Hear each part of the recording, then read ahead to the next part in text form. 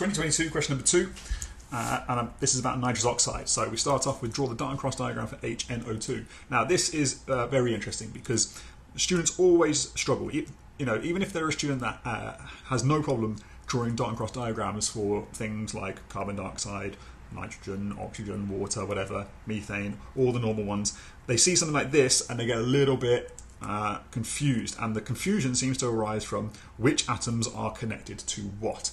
Now, if it's an acid, if it's an oxoacid, so it's an acid with an oxygen atom in, the hydrogen is bonded to the oxygen. Now, that seems to be where most of the confusion comes up, because people think that somehow the hydrogen is bonded to the nitrogen. I think most people are able to work out the nitrogen goes in the middle and that everything's bonded to the nitrogen, but then they try and bond the hydrogen to the nitrogen itself. So people end up doing things sort of like there's an oxygen there, and a hydrogen there, okay, which is not what's happening, all right? So it has to be that I have the nitrogen, the oxygen, and then the hydrogen bonded to the oxygen, and then the oxygen also over here, okay? Now that can only be a single bond, all right? At this point, you can use your preferred method for drawing dot and cross diagrams. My preferred method is just to see how it goes when I start putting crosses in. At this point, I might get a little bit wary, and I'll count up how many electrons I'm going to have in total. So I'm going to have 6, plus 5 is 11, plus 6 is 17, plus 1 is 18. All right, so I've already used 6, which means I've got 12 left, which is lots. So let's put some more in.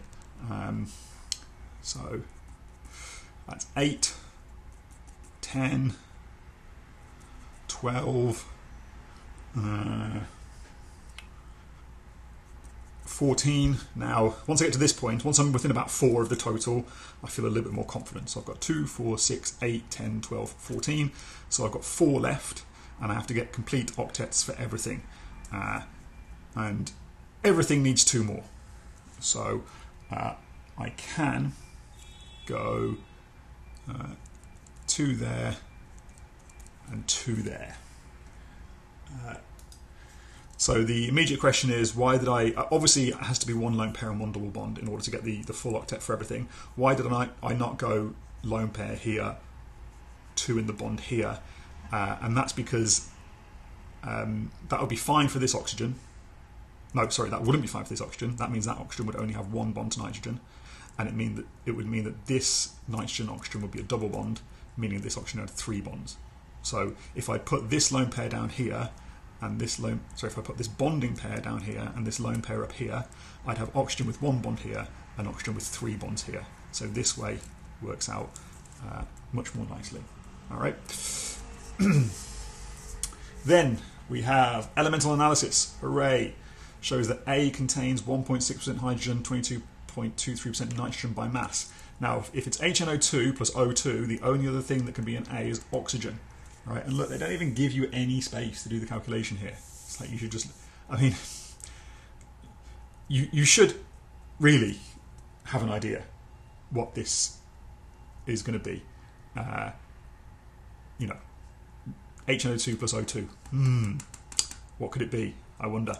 But we will do the empirical formula calculation properly.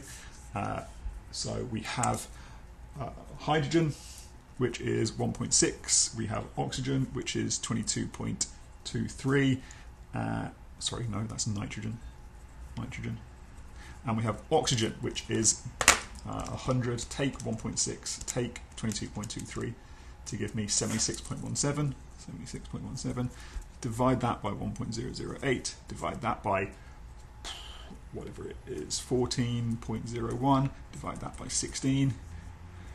See, they're really, I'm not sure what they expect you to, if they just expect you to know it.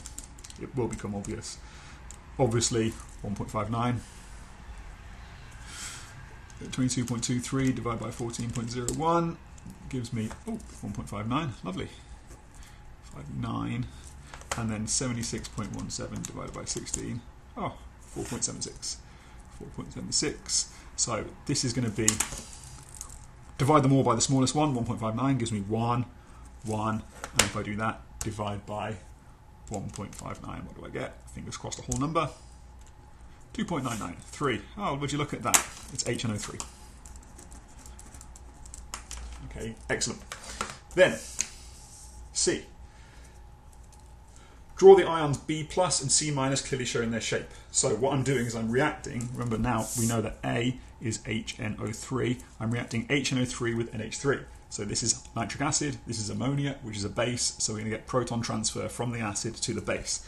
So B plus is going to be NH4 plus, and C minus is going to be NO3 minus. All right, just simple proton transfer. NH4 plus, really, you know, you should know that ammonia is trigonal pyramidal. You should know that this, therefore, is going to be tetrahedral.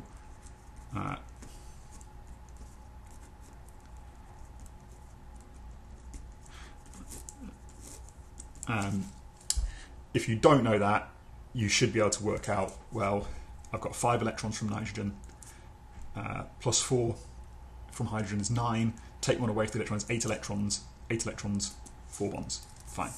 And then NO3 minus, if you're not sure, you can go ahead and you can draw the dot and cross diagram for NO3. I'm going to have 5 electrons for nitrogen, plus the 1 for the charge is 6, plus another 18 is going to give me 24. So 24 is going to be 8 around each of these. 1, 2, 3, 4, 5, 6, 7, 8. 1, 2, 3, 4, 5, 6, 7, 8. And then this one has to be a double bond in order to get the octet around the nitrogen, like that. So you can now clearly see that it's going to be trigonal planar. So we can just go O, O, O, minus, like that. In the mark scheme, they have it drawn with formal charges instead. So they have a negative charge on this oxygen, a negative charge on this oxygen, and a positive charge on the nitrogen. There usually would be a comment in the mark scheme saying whether or not they would accept it different ways. They don't have that. I think this would be fine, you know, to do it like this rather than have formal charges. If not, I apologise. All right, I'd be fine with this. D. The second method. So remember, we are forming nitrous oxide. So that was the first method, forming nitrous oxide. Again, if you don't really, you know, this question, I'm only answering the individual parts. You know, you want to read the questions so you know what's going on in general. So we're forming nitrous oxide. There is a second method to form nitrous oxide where we decompose nitrous acid, HNO2.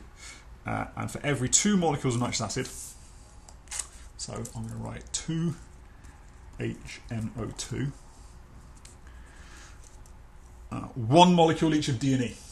So I'm going to get 1 of D, 1 of E, and H2O are formed. And then it says E is a brownish red gas in equilibrium with a colourless gas X. Now, I know that there is an equilibrium. You know, so look, if I've got 2 hydrogens here, I don't know the coefficient of water, but let's just assume the coefficient of water is 1. That would mean that D and E can only contain nitrogen and oxygen. Now I know that there is an equilibrium of 2NO2 and N2O4, and I know that one of those is a brownish red gas and one of them is a colourless gas. If you didn't know that, there's probably not much you can do in this question. It's probably not worth your time trying to work it out. That's just a useful thing for you to know. Let me have a think whether or not you'd be able to work it out. I really don't think it's going to be a useful use of your time. So if you know it, you know it. If you don't, sorry. So the problem is that I've forgotten which one is the brownish red gas and which one is the colourless gas. So let's have a think. If I've got 2 nitrogens here, if this is NO2,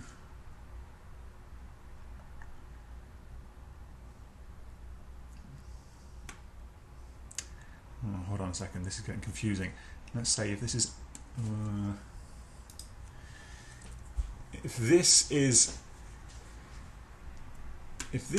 N2, so E is one of these two. Okay, now if it's N2O4, that can't work because I've got 4 oxygens here. And if I put N2O4 here, I've got another oxygen here, so I have too many oxygens. So this has to be NO2. Okay, and now I know that the ratio of this to this is 1 to 1. So now I can just count up. Okay, well I've got 2 hydrogens. I've got 2 hydrogens. Fine. I've got 2 nitrogens. I've got 1 nitrogen here. So this must have a nitrogen in it. And I've got 4 oxygens here. I've got 1 here. 2 here is 3. So I've got 1 left over. So NO. Yeah. Okay. So D is NO, E is NO2.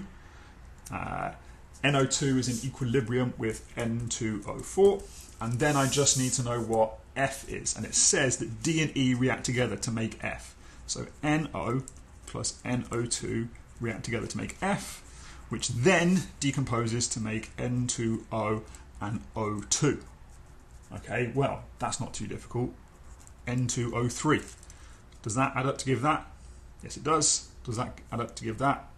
Yes, it does. Okay, so let's go ahead and put N2O3 there. Fine. Okay, and then nitrous oxide is a linear molecule with a nitrogen atom in the middle. Draw the structure for N2O. Okay, so another dot and cross diagram. N, O. So 5, 5, and 6 is 16. So again, these, maybe you remember it, maybe you've got a systematic way of doing it. I am not that good, so I'm just going to put some in and see how it goes. That's 8. Let's go 9, 10.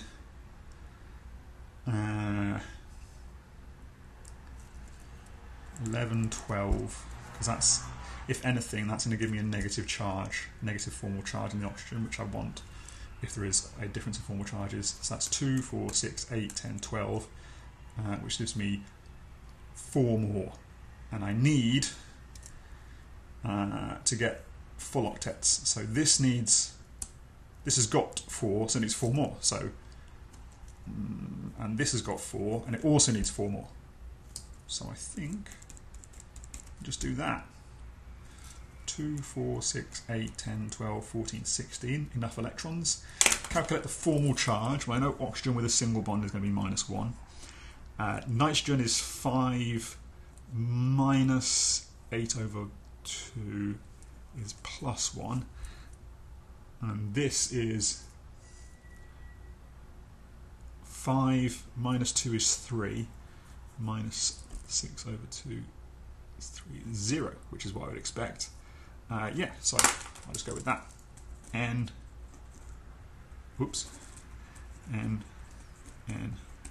O. I probably have a little think to see if I can get a situation with 3 formal charges of 0. But I don't think that's going to be possible because to get, so for example, if I wanted to get this to be 0, I'd have to put the double bond here, obviously, because for oxygen to be 0 it has to have a double bond. And then that means I can now only have a double bond here, otherwise I'll have 5 bonds on my nitrogen. So that's 2, 4, 6, 8, 10, 12, 14, 16. Yeah, so that's now going to give me, 0. And then this is going to be +1, and that's going to be -1. Now they will accept either, but I think this one, in terms of formal charge, that one's the better one. Alright, question 2 done. So those first 2 questions, both fairly straightforward, but from here on in it's going to get a little bit more tricky.